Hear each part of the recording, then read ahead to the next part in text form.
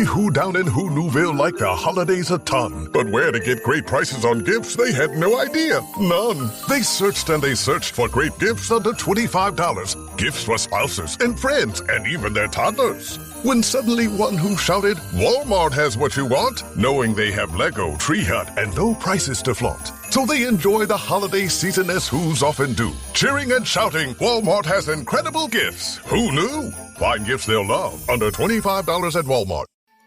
To celebrate Breastfeeding Awareness Month and with this summer heat, this episode is brought to you by First Water by Aquilay, the first naturally mineral-rich, never-filtered bottled water in the U.S. that's certified safe for infants under 6 months when mixed with formula.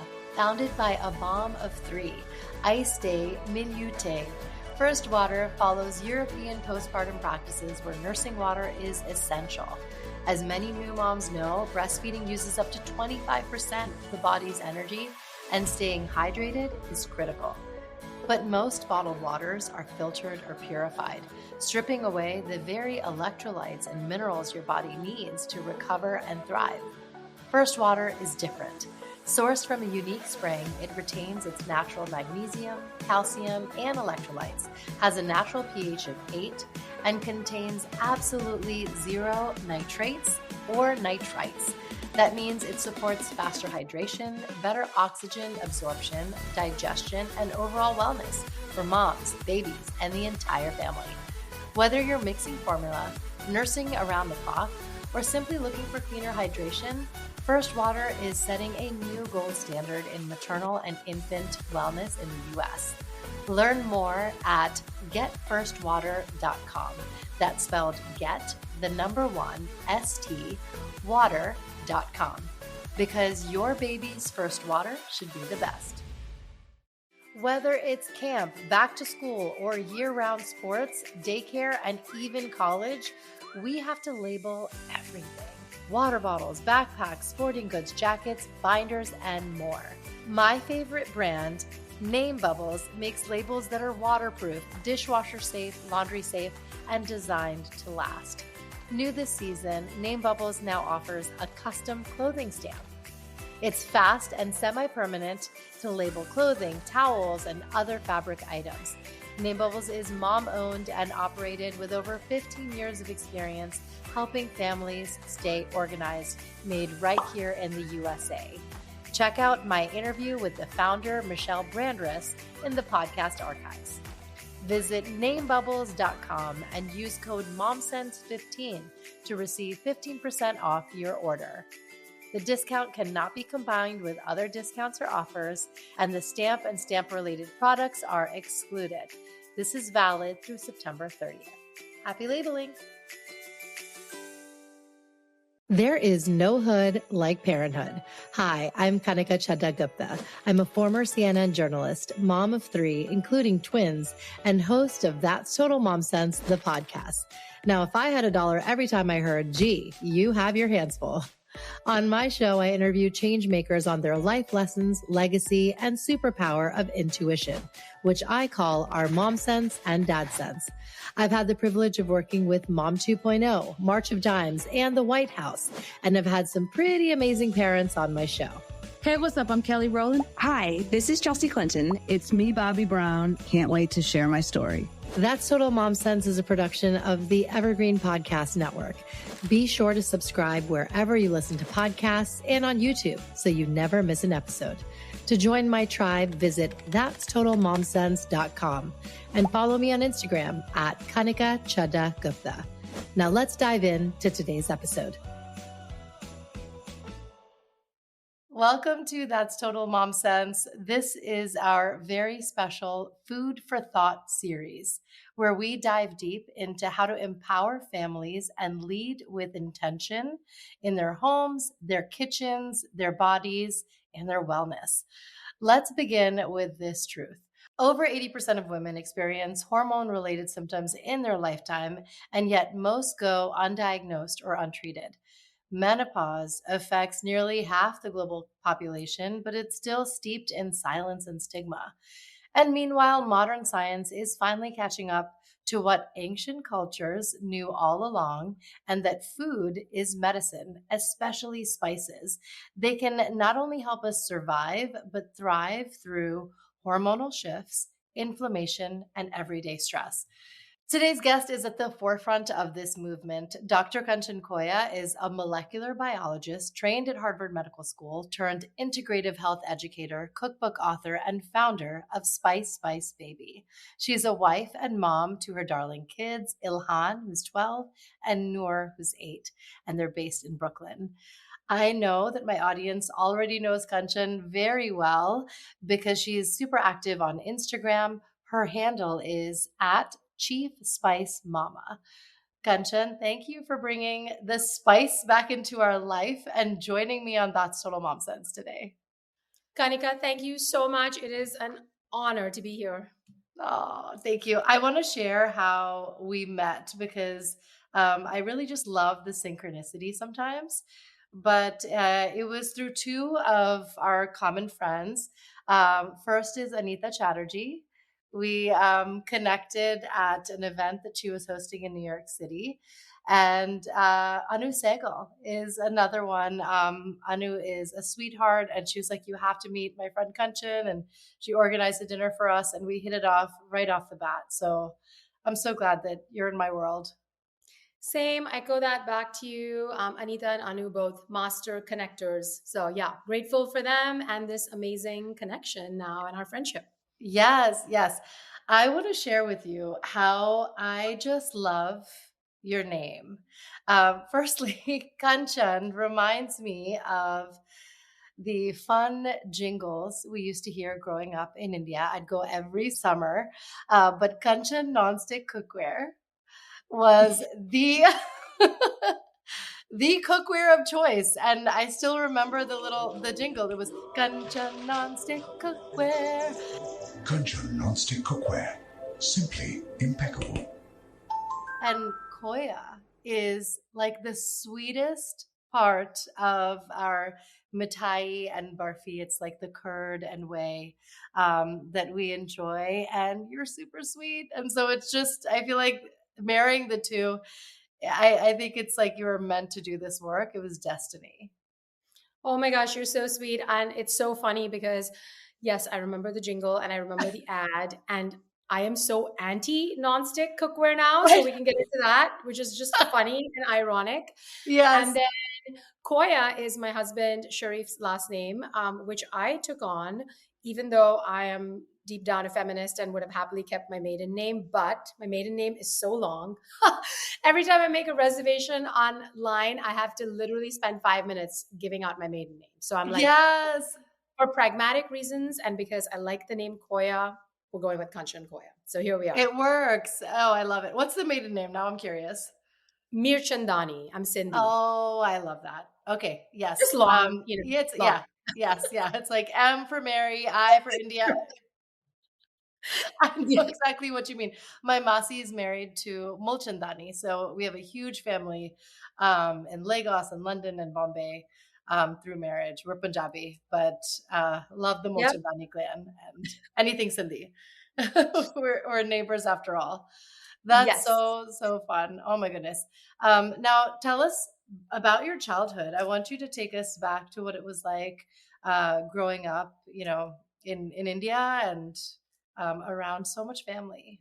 Yeah, so I grew up in India for the first 18 years of my life before I came to the US for college, and then I've stayed here ever since. So growing up in India was really special. I was in Pune, which at the time was a small town. Now it's, I don't know, like 10 million people. But it's still, smaller than Mumbai, Bombay, Delhi, whatever, all the big cities. I grew up in a loving family that was food obsessed and spice obsessed, like most Indian families. So I grew up, with the scents and the flavors of delicious food, but my mom was always very health conscious and was always trying to make sure we were getting our fruits and our vegetables and like eating our protein. And my grandmother, like most grandmothers in India, would always turn to the spice box whenever illness struck. So, sore throat, haldi doodh, not the milk that they sell here, but like the Dadi ji haldi doodh. Yes, it's not a latte. No, it is not like a pale yellow, beautiful. I mean, it is like so Yeah. much turmeric that it's hard to take down as a kid. But Yes. yeah, I grew up with a lot of Ayurvedic traditional wisdom integrated into my family, like most Indian families. And to be completely honest with you, I thought it was woo woo. And I thought of myself as this like aspiring scientist. I knew at about age 13 that I was very interested in DNA and molecules and biology, and I was going to study biology. And so I was like, what is all this like haldi, shaldi? Like, I don't know all this stuff. Yeah, So totally. yeah, I totally thought it was not steeped in anything real. So yeah, that was my childhood. Very, very in love with food, but also very interested in health, I would say, because of the influences around me. And then, of course, fast forward to my PhD, and haldi makes a reappearance. We can get into that. Yes, I know. That's what I wanted to segue into, the fact that haldi actually showed up in your research for Harvard. Yes. So I ended up at Harvard Medical School for my PhD in molecular cancer biology, and my lab was looking at the potential of natural compounds found in nature to potentiate the effects of chemotherapy in breast cancer. So, we give chemotherapy for cancer, and we're always looking to improve the efficacy so that we can reduce side effects, reduce toxicity, those kinds of things. So in that screen, one of the molecules was curcumin, which is the bioactive compound in haldi, turmeric.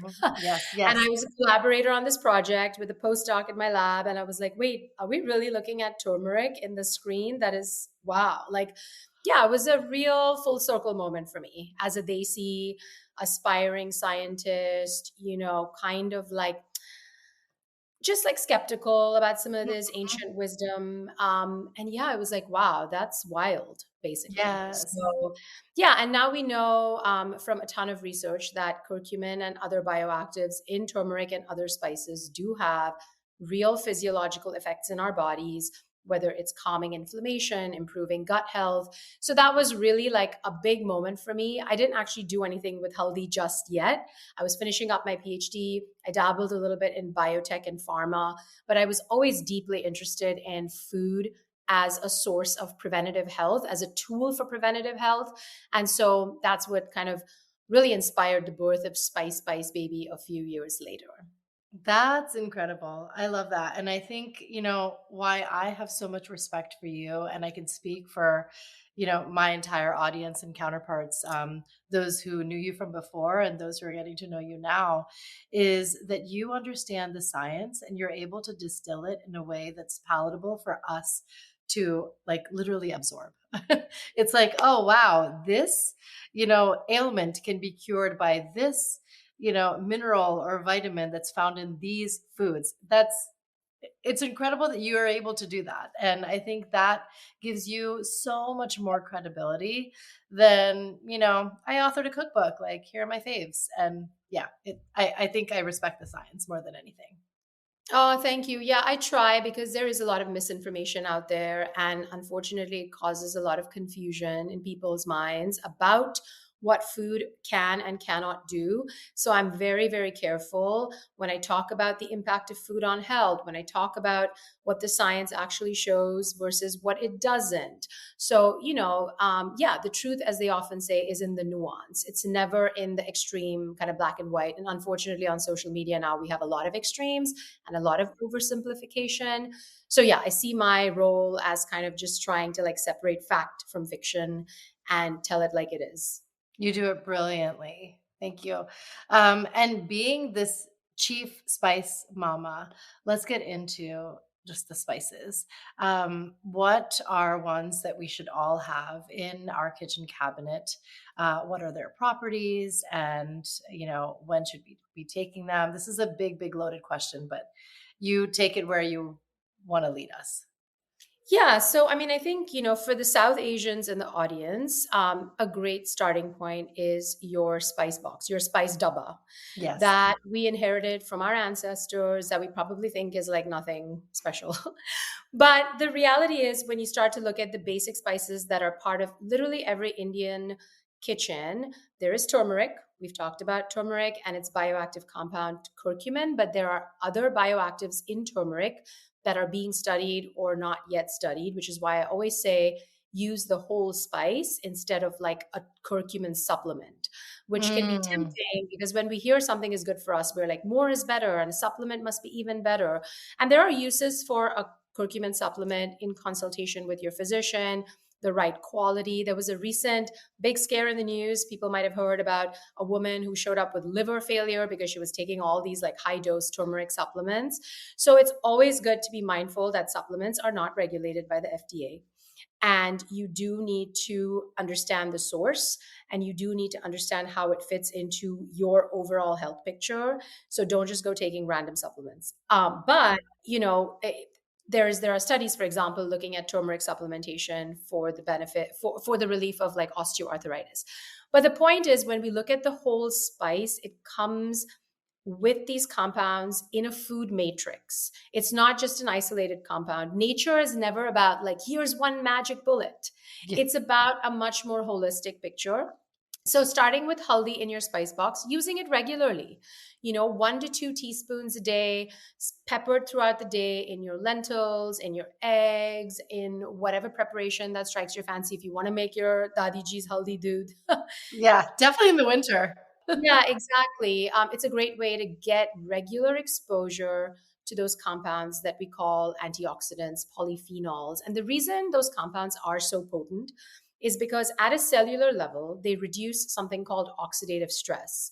So when we, go through life and our cells divide and grow, which is a natural part of our physiology, our biology, in the course of that, we do accumulate something called oxidative stress. It's not a bad thing. It's just a byproduct of like regular metabolism. Mm-hmm. But over time, too much of that buildup can start to cause accelerated aging and even disease. And so constantly making sure that you're relying on Mother Nature for these beautiful antioxidants that come in spices, but also in other plant foods is just a great strategy to kind of defend yourself against this oxidative stress induced life. Yes. And one thing to note about spices, which I think people sometimes don't appreciate, is that of all the foods out there, they are some of the most highly concentrated in these antioxidants and polyphenols. So yes, all your rainbow colored vegetables are going to give you these compounds, but spices are particularly concentrated in them, which is why even in small culinary amounts, they can have beneficial effects. Yeah, so turmeric, cumin, coriander, chili, the trifecta that most everybody uses in pretty much every preparation. Cumin has a compound called cuminaldehyde. There are other compounds. It is thought to be great for inflammation management and gut health. Everybody knows that if they have an upset stomach, your mom might make a khichdi in South Asia and India and put a little bit of jeera or cumin. And that's because it's thought to have a really balancing effect on the gut. Coriander is actually showing promise in blood sugar control. So I know a lot of South Asians struggle with metabolic dysfunction, pre-diabetes. So leaning on some of these spices that can help with blood sugar management, in addition to, making sure you're mindful about your overall dietary pattern, your lifestyle, movement, sleep. None of these are meant to be like magic bullets, like you take, have a coriander tea every day and it's going to solve all your problems. No, I want people to think about this as like part of a holistic game plan. So coriander, again, great for digestion, great for blood sugar balance, actually also great for perimenopausal and menopausal women for water retention.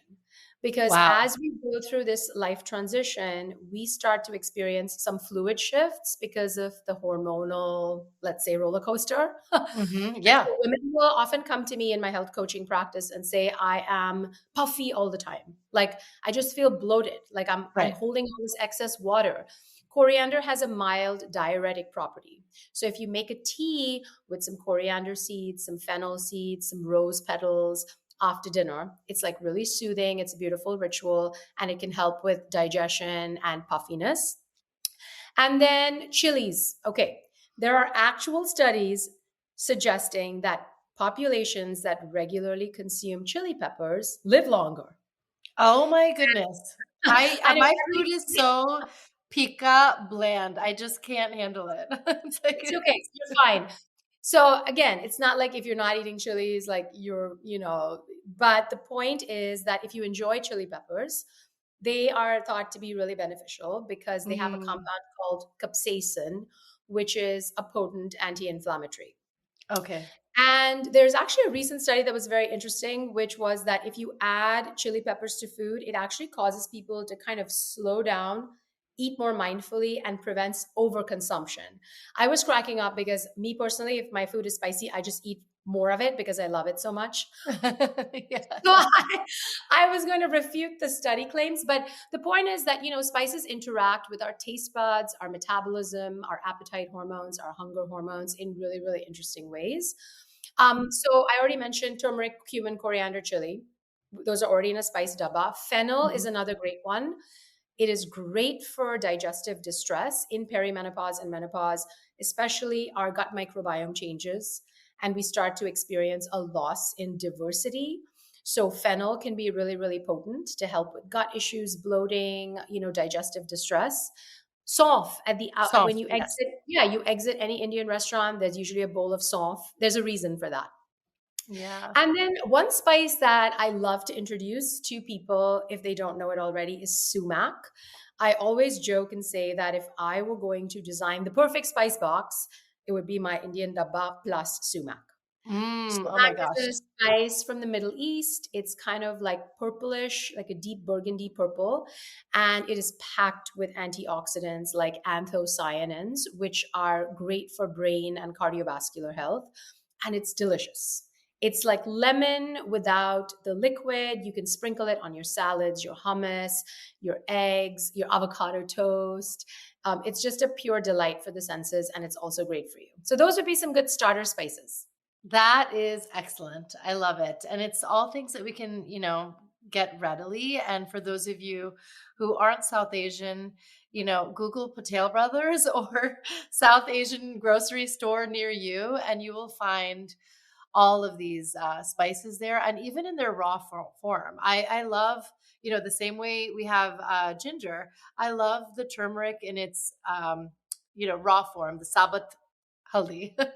So you can find that there and cook with it that way. Yeah, absolutely. And one thing to note is if you look at the way most of our traditional recipes are constructed, they usually contain more than one spice, right? They Hmm. contain spice blends. Either we're adding like our haldi, turmeric, cumin, coriander, chili, maybe some fenugreek seeds, there is something quite special about blending spices because you get this synergistic or additive effect when it comes to benefits. So, a study out of Penn State basically showed that a spice blend in a meal was able to calm markers of inflammation after that meal. So, if I can leave people with another take home, it's yes, use spices regularly in your food, but also try to use combinations, which also makes it more delicious and more interesting anyway. Yes, absolutely. So, even if we're eating all these amazing raw veggies and produce, there is a way to prepare it to get the best benefit. So, like when to actually chop and prep. Do we leave it out? Do we refrigerate? Do we, blanch? Like, what do we do with certain produce that actually gets us to extract uh, the most vitamins out of it? Yeah, so it's a great question, and I think it depends on the specific type of produce. So, for example, spices in general do really well when combined with heat and a little bit of fat. And again, if you look at the way our ancestors cooked with spices, they often added oil or a little bit of ghee, some sort of fat source, warmed it up, and then added the whole spices or the ground spices. So, whole spices are going to last a lot longer. Ground spices are already ground, exposed to the elements, and so they will kind of over time lose their potency. So that's one thing I tell people: buy your spices whole. If you're buying them ground, use them within 3 to 6 months. Okay. Store them away from heat and light because they will interact with the elements and start to lose their potency, and combine them ideally with a fat source. Turmeric, especially, does really well when combined with a little bit of fat and black pepper. That helps the absorption of the curcumin, the bioavailability of the curcumin. Now, when it comes to other produce, some hacks. So, for example, tomatoes. When you eat raw tomatoes, you are getting vitamin C, which is great. But when you cook them, you actually activate an antioxidant compound called lycopene, which has shown a lot of promise in cancer prevention, especially when combined with a little bit of olive oil. Think of your typical Italian grandma now Mm. making just simple garlic, olive oil, tomato sauce. So, my biggest tip would be like, don't get stuck in a rut. Okay. Like if you're always eating like 6 cherry tomatoes to try to get your like little like vegetable points in, sometimes mix it up, smash them up, make a tomato sauce. Sometimes, your greens are best enjoyed raw. Sometimes they're actually best enjoyed steamed with a little squeeze of lime juice because the lemon or the lime is going to help you absorb the iron from the greens. So there is all these little like things that happen when we don't get stuck in a rut and when we diversify the ways in which we prepare our produce, if that makes sense. Yes, it does. It does. There was one that you shared in particular. I feel like it was broccoli or something. You're supposed to chop it, leave it out, right? So, yes, I love that you brought up broccoli. Okay, so garlic has a beneficial compound called allicin, which takes a little bit of time to develop. So, when you're chopping your garlic, chop it, leave it for 10 minutes, let the allicin fully develop, and ideally enjoy it in a raw preparation like a salad dressing or a pesto to really keep that allicin intact. But if you're going to cook with it, at least let it form as much allicin as possible. So, prep your garlic, leave it for 10 minutes, do the other things, and then cook with it. Okay. And then broccoli is really interesting because all cruciferous vegetables contain these really powerful compounds called isothiocyanates. Sulforaphane is one of the main ones that's talked about as kind of a cancer preventative agent. So yes, you can chop broccoli really fine to kind of activate the sulforaphane, let it sit for a little while. But if you're going to cook it, which will degrade the sulforaphane a little bit, you can combine it with raw mustard seed powder because mustard seeds actually come from the cruciferous vegetable family as well. So you're almost like supplementing the enzyme that will allow the sulforaphane to be fully absorbed. I know that's like a mouthful of biochemistry and chemistry, but the point is these food combinations can actually make an impact. Yes, yes. And that's the thing that, if we just have one little tidbit and pointer on how best to prepare it, chop and leave it out, now we know what to do to just gain the best benefits. So that's great. To celebrate Breastfeeding Awareness Month and with this summer heat, this episode is brought to you by First Water by Akvile, the first naturally mineral-rich, never filtered bottled water in the U.S. that's certified safe for infants under 6 months when mixed with formula. Founded by a mom of 3, Aiste Minute, First Water follows European postpartum practices where nursing water is essential. As many new moms know, breastfeeding uses up to 25% of the body's energy, and staying hydrated is critical. But most bottled waters are filtered or purified, stripping away the very electrolytes and minerals your body needs to recover and thrive. First Water is different. Sourced from a unique spring, it retains its natural magnesium, calcium, and electrolytes, has a natural pH of 8, and contains absolutely 0 nitrates or nitrites. That means it supports faster hydration, better oxygen absorption, digestion, and overall wellness for moms, babies, and the entire family. Whether you're mixing formula, nursing around the clock, or simply looking for cleaner hydration, First Water is setting a new gold standard in maternal and infant wellness in the U.S. Learn more at getfirstwater.com. That's spelled get, the number 1, ST, water.com. Because your baby's first water should be the best. Let's talk about some of your very functional recipes from your book, Spice Baby. Tell us a bit about it. So Spice Baby was born, the platform and the cookbook, because I was a new mom. My son was 6 months old and I started feeding him solid foods and I started adding spices to his foods because I wanted him to enjoy the gut health benefits, the anti-inflammatory benefits. And everyone was alarmed around me in my community of moms in New York. And they felt like, wait, how come you're giving kids spices? Isn't that like not allowed? So I wanted to debunk some of these fears and myths around kids and spices, but I also wanted people to eat these kind of potent plant medicine foods, if you will, regularly on the family table. Yeah. So Spice Baby has a little chapter for baby food, but it's mostly a family table cookbook. And in every recipe, there's an explanation of why I have added certain ingredients, why we're using certain spices, why we're combining them in certain ways. Because, we want to think about every aspect of health. We want to think about gut health, mental health, cardiovascular health, metabolic health. And luckily, all of these foods and spices can impact all aspects of our health in some really cool ways. So yeah, I wanted to create a book that felt like it was like functional foods, but really vibrant and fun. Yes. And I actually love two of your recipes. One is your classic chicken curry. I follow that. I feel like it's all in the tadka, in the spice blend that you actually cook the chicken in and how you marinate. So, any fun hacks? We'll link the recipe for sure with this recipe in particular. Yeah, so this was my grandmother's recipe. It's very nostalgic for me. And I wanted to create a quick and easy kind of home style chicken curry that people can do on busy weeknights. Because let's be honest, we're cooking for our kids, our families. We usually have 30 to 45 minutes to get dinner together, if that. So it's meant to be simple, quick, and it's meant to be packed with all those anti inflammatory, antioxidant rich spices like turmeric, cumin, coriander, chili. It has a little bit of yogurt for creaminess. A lot of people are now being mindful about protein intake. I also love that the curry can work really well with something like an extra firm tofu or even paneer if you're a vegetarian. So it's versatile. It's a great way to pack in protein, but also some of those antioxidants. Yes, yes. And it's just a family favorite. And then chai, that's my rocket fuel. More than coffee, I am just a cha girl through and through. And I love that you shared that on your page too. Of course, the classic double boil, but you really made sure that the spices are being steeped first and added some in there that I didn't know about, like the anise. So tell us about those.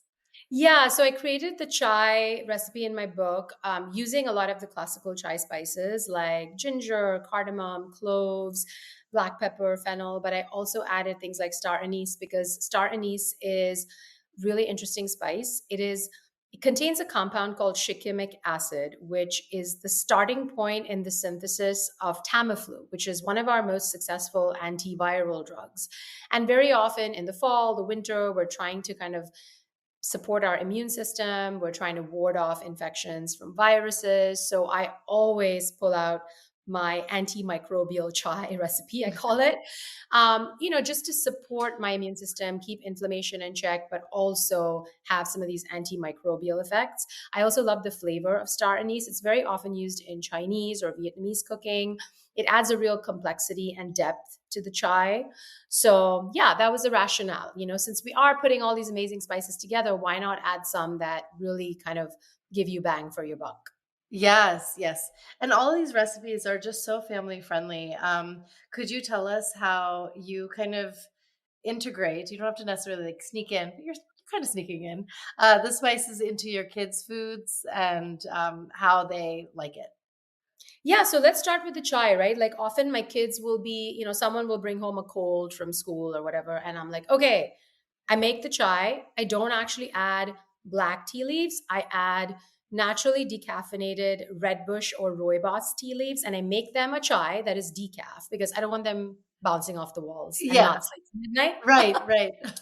So yeah, I'll adapt it to the kids. The chicken curry, I always tell people if your kid is not into super hot and spicy food, you can still use all the aromatic spices like the cumin, the coriander, the chili, the sumac, the cinnamon, but the garam masala, but you can skip the red chilies. They'll kind of get to that point. There's no rush. But this is the biggest misconception people have that, oh, I can't eat spices because I don't like spicy food, but most spices are actually not spicy. They're aromatic. And you can wait to enjoy the spicy ones until the kid's palate is ready. Yes, yes. And then what about like snacks and smoothies? Yeah, I think smoothies are such a great way to pack in spices because very often people think if I need to enjoy these spice polyphenols and these benefits, I need to cook these elaborate meals.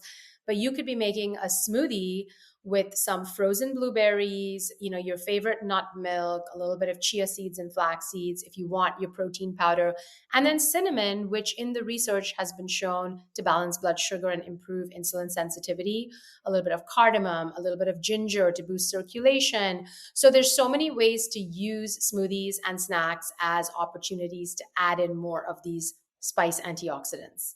Yes. Okay. And now I want to switch gears and just talk about women's health, because I feel like you are just a wonderful proponent of preventative care and all things that women should do so that they don't have to turn to artificial. So as women, I think that two major transitions we go through is matrescence, and when we actually get pregnant, and then the postpartum, which I feel like is like 10 years. and then perimenopause and menopause. There's puberty before that, but I think the ones that we really, want to just double down on, and we actually actively care what we're putting in our bodies, are those two phases. So what are some things we should know, and spices or foods or whatever it is that we should be taking on the regular, starting with pregnancy first? Yeah, so pregnancy obviously is such an important time because everything we're ingesting is impacting the health of the growing baby. And so, the goal is twofold. One is to continue to eat that very balanced, diverse, whole food based dietary pattern that has a lot of antioxidants, rainbow colored veggies, good quality protein, healthy fats, really, really important for the developing baby. So if you are someone who enjoys fatty fish like salmon, that is great. The omega-3s and that are going to be really, really beneficial. If you're not someone who enjoys fatty fish, flax seeds, chia seeds. So adding in healthy fats in different ways, really making sure that you're eating balanced meals, and really making sure that you are exposing yourself and the fetus to a wide variety of flavors. Because something that people don't always realize is there is actually really good evidence that the baby's palate begins to develop in utero. So whatever you're eating, if you're going to be extremely picky and restrictive, and I know, pregnancy can come with nausea and things like that. So I want to be empathetic to those concerns, but however you can get a wider variety of these whole real foods, reduce ultra processed foods, and focus more on single ingredient whole foods that you can kind of connect without too many dots to the earth. That's where you're going to get the best kind of nutrient profile. So yeah, adequate protein, adequate fiber to support your gut microbiome, to support, your brain health, because we know the gut brain axis is like at play as well. Your metabolic health. So a lot of pregnant women will struggle with metabolic dysfunction. Gestational diabetes is a real issue. So, making sure that you're getting your sugar fix or your sweet tooth fix from things like high fiber fruits instead of ultra processed refined sugars. A little bit of those are fine, but it's really about the consistency and the quantity that matters. In terms of teas and sort of spices, I think I drank chai Yes. throughout my pregnancy because I wanted to create that kind of anti-inflammatory ecosystem environment within my body. I was very mindful about taking my vitamin D supplement. I was making sure I was getting enough omega-3s through fatty fish. And, like I mentioned, the fiber, the healthy fats, all those things. Something that really helped me postpartum, especially when it came to nursing, a lot of lactation teas, people don't realize, actually contain fennel and fenugreek. So, relying on some of those spices and having teas. When I would notice that my baby would get colicky and kind of have digestive distress, I would double down on the fennel tea. And I swear through nursing, I felt like it made a difference. Yeah. We don't have studies to really look at that, but it can't hurt, to really some of these gut health soothing spices. 100%. I mean, I gave birth to twins and I nursed them both for a year. And then I had my third and then nursed him for a year. So I was just like pregnant or nursing for like a stretch, a long time. I loved oatmeal with blueberries and flax every morning. I feel like that did wonders for my production. Of course, the methi, the fenugreek, I had it as a laddu, I had it as a paratha, I had everything. Lots of ghee. I feel like that it's almost like this lubricant that you need to be ingesting. Um, my lactation consultant did have me take some supplements called Malunge. That was just the one thing that I took, but I love that a lot of our home remedies solved, just the production. I feel like that's what your anxiety revolves around is, am I making enough? Absolutely. Yeah. And another thing, actually, I had this lovely Nepali nanny who made this amazing broth. It was a chicken soupy broth that had so many of the spices that you mentioned. And I drank that multiple times a week. That was just like, just like chicken soup for the soul. Yes, and soups are just a really great way to add more of that micronutrient density. So if you're somebody who's feeling nauseous and your appetite is compromised in pregnancy, relying on broths and soups to make sure you're still getting those nutrients is kind of a great strategy. That's great. And now let's talk about perimenopause and menopause. We have these hormonal shifts that are happening in the body. So how do we counter them? Yeah, this is a topic that's really close to my heart because I am in it right now. I am in stage 1 of perimenopause and I'm noticing the shifts, and everyone in my community, whether it's my clients or my friends, are basically talking about, how to navigate this phase. So, there's some pretty important to recognize, like, sobering statistics around perimenopause and women's health. So the average woman will gain 5 to 15 pounds in the decade leading up to menopause. And I always say it's 2025. We're not interested in the number on the scale. We know that weight on the scale is not necessarily a measure of health, but unfortunately, this weight gain in perimenopause and menopause comes with some unfavorable body composition changes. So namely, what happens is the declining estrogen and the fluctuating hormones cause a deposition of what they call central adiposity or central fat or visceral fat, which is fat that is kind of in and around your organs. It's not the fat like on your arm that you may not like. That's actually healthy subcutaneous fat. It's fat deep within that is in and around your organs. And it can cause metabolic issues. It can be pro-inflammatory. We don't want too much visceral fat. And unfortunately, that does tend to increase in perimenopause. I remember watching Oprah when Dr. Oz would come on and show us that this is the intestine, this is, the liver, and what the fat looks like around it when the visceral fat. So I don't know. Yeah, exactly. No, I think that's really important because very often people will say, well, I have too much body fat. I need to drop fat. And we'll talk about this in a second. But I think it's important to know that it's fine to have aesthetic goals and it's fine to be like, okay, I want to drop some body fat so I fit into my clothes better. That's totally fine. But from a health standpoint, the concerning fat is really the visceral fat. So the best way to know if you have too much visceral fat, the gold standard is something called a DEXA scan. It costs about $100. I recommend that every woman in their 40s get at least one DEXA just to see where's my visceral fat at, where is my muscle mass at, and what's my bone density. Because unfortunately, the medical guidelines say that you should get a DEXA at age 60. But we know that bone health can start to become compromised in perimenopause and menopause because of changing hormone levels. My mom in India has osteoporosis and recently fractured her hip. It's very common for women as they age to struggle with bone density issues, and you can prevent bone loss.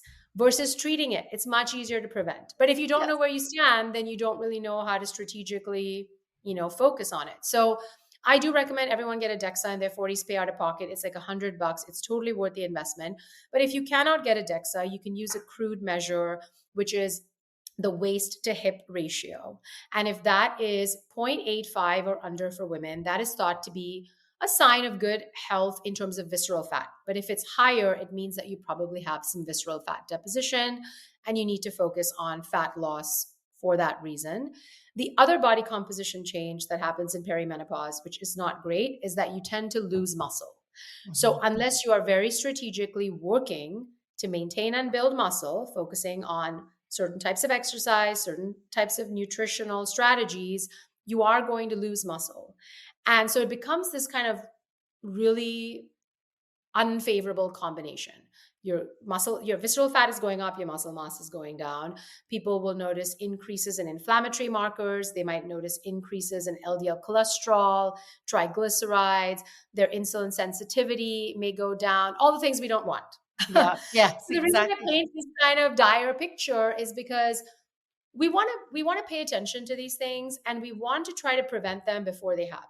So there are ways to reverse it if it happens, but it's better to be proactive, you know. So if you're early in perimenopause, you can start to think like, what can I do from a nutrition lifestyle perspective so I can prevent some of these unfavorable body composition changes for better health. Yes, yes. And I mean, I think we're just like touching the tip of the iceberg right now, but you're going to be doing an event on menopause in the city. Anu Segal, our friend of founder of the Culture Tree, is hosting. It's called the Hot Spot. And we're so excited to see you along with Dr. Heather Hirsch on all things menopause treatment, what we should know, the fact that we're having these discourses is crucial. Yeah, and I think there's a lot we can do. What I tell women is menopause and perimenopause requires a new toolkit. So the things that you did in your 20s and 30s may not cut it during this decade. Women will always say to me, I didn't change anything. I do exactly what I was doing in my 20s and 30s, and I gained 10 pounds.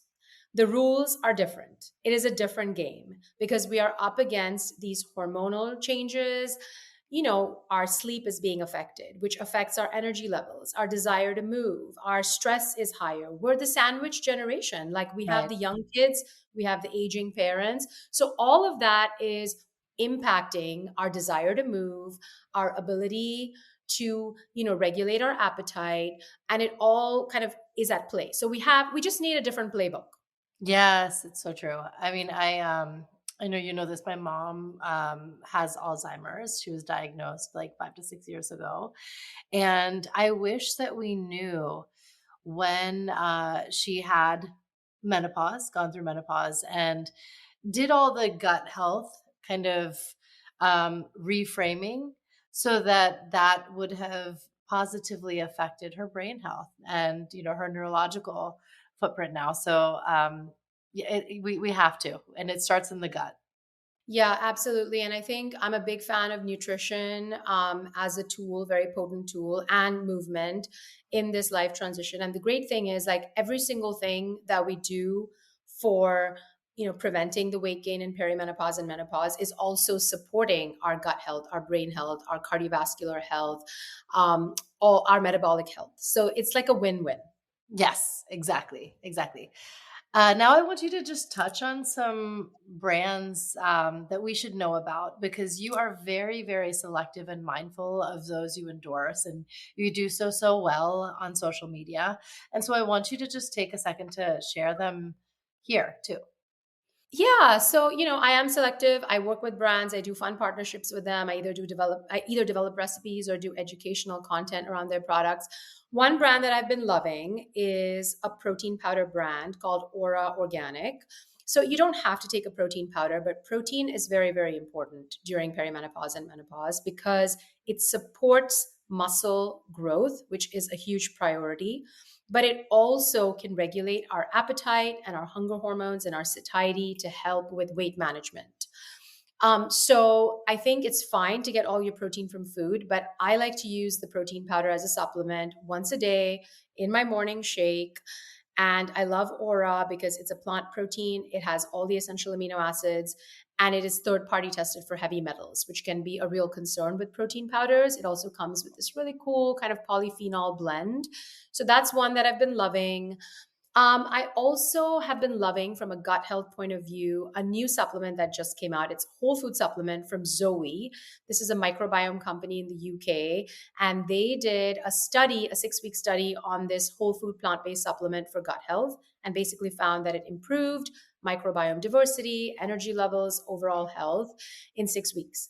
And it's basically nuts and seeds and herbs and spices and some mushrooms and seaweed. Like, it's real food, and you just sprinkle it on all your savory dishes. So I've been loving that. And the elephant in the room for women in this period is alcohol. Yes. I am totally okay. I myself will enjoy, a couple of glasses of wine here and there, special occasions. Nothing is like villainized or off limits, really. But the truth is, alcohol hits different once you enter this transition. Our ability to metabolize it goes down. It really adversely affects our sleep.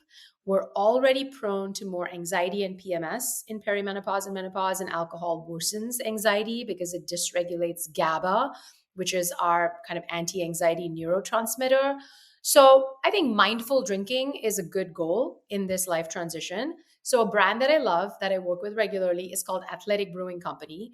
They make some of the most delicious non-alcoholic beers. So you can enjoy the ritual, that summer picnic, without all the negative side effects. Oh, that's brilliant. Oh my gosh. We will link all of these in the show notes so that we can use them, use your code. It'll be great. Thank you. I love asking my guests this question. What is a mom sense moment that you can pinpoint? And by that, I mean a time in your motherhood journey where you trusted your intuition, your gut. Wow, I feel like I have to practice mom sense moments every day. I have, for example, an 8-year-old daughter, and she is absolutely incredible, but she's what they call a deeply feeling kid. Yes. So DFK, I think they're called. Yeah. Dr. He has a whole thing on DFKs. Yes. And I have to constantly check in with my gut about why she's acting the way she's acting. So if she's acting out, that famous saying, kid is not giving you a hard time, your kid is having a hard time. So Right. when my kids are acting out, quote unquote, I'm always like, what's causing this? What are they struggling with? I have to go back to that instinct versus the kind of like, I need to fix this and correct this and discipline them. Right. So I'm constantly having to use that gut instinct. And I'll be honest, okay, I haven't talked about this publicly too much, but my whole platform, Spice Baby, was created to teach parents how to encourage kids to eat diverse foods. My son is an incredible eater. He's not picky. He eats everything. He's like the mom, the kid that the mom is like, look, my kid eats like kimchi and like Like, oysters and all that stuff. amazing. My daughter is the total opposite. She's much more particular. I don't call her picky because she's not picky in the traditional sense, but there are certain foods she will not go near. And it's the total opposite of like everything that I wanted to teach on my platform. So, Yeah. but my gut instinct tells me that she will come around. She's just going to take her time getting there. And by me forcing it or somehow making it bad is actually making it worse. Mm-hmm. Motherhood, parenting is an act of surrender. It's like you do what you can and then you surrender the rest. Exactly. Exactly. So true. And now on to our fun rapid fire.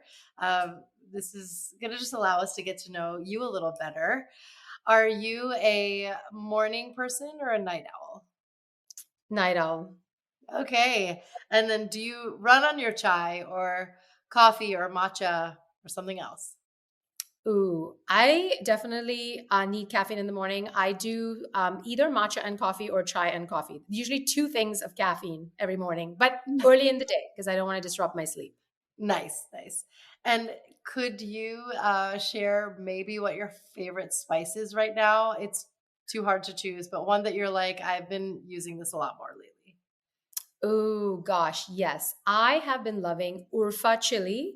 So this is a chili from the Middle East, from Turkey, I believe. That whole area, it is smoky and silky and burgundy and very different from the chilies that we have in India. Mhm. I love the complexity and I've been putting it on everything.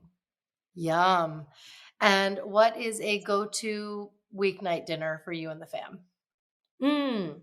For me, a go-to weeknight dinner would be a baked salmon fillet. So I might do kind of a garam masala salmon with like a mango salsa. I love combining like different flavors like that. So it has like that Indian infused vibe, but it's very kind of contemporary and light.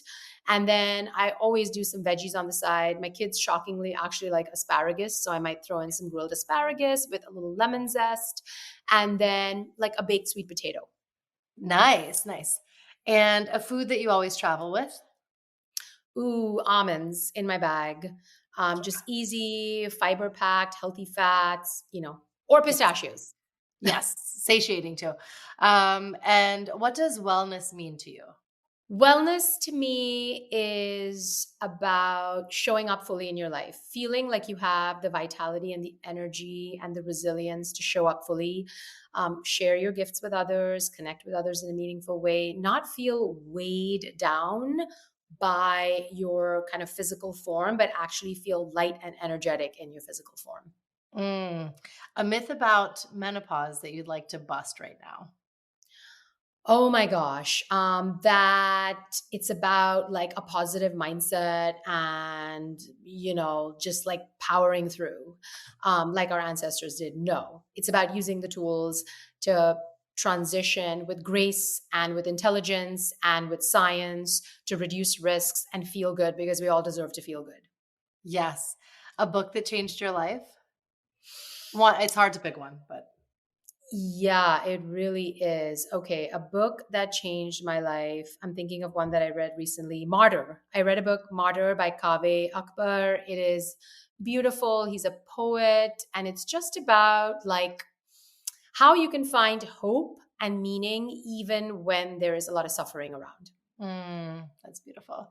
And then lastly, a mantra or, quote that you live by. Okay, it's cringe and it's going to make people be like, it's like my kids would be like, cringe, mommy. I think we're all, part of some kind of divine plan, like divine intelligence. I think each of our lives is a miracle. I say that all the time. For us to be here right now is a miracle. So my quote is, this life and this kind of everything around us is a miracle and a very special gift. And what are we going to do with it? Wow. I love that. It's something that we can step into every day with, and more miracles will come to you effortlessly if you have that outlook. Yeah, that's so great. Thank you so much, Kanchan. This was such a treat, literally pun intended. I loved it. Thank you, Kanika. You're an amazing host, and I loved talking to you. Thank you. Thanks for listening to this episode of That's Total Mom Sense. You can listen to the audio version wherever you get your podcasts. Just search for That's Total Mom Sense. You can learn more about my guests by logging on to www.thatstotalmomsense.com. Be sure to follow me on Instagram, where I'm most active on social media. My handle is @KanikaChadda-Gupta. And if you have ideas for show topics or guests you can't wait to have on the show, write to me at thatstotalmomsense@gmail.com. And lastly, please rate, review, and subscribe to That's Total Mom Sense if you haven't already. Thanks for being in my tribe.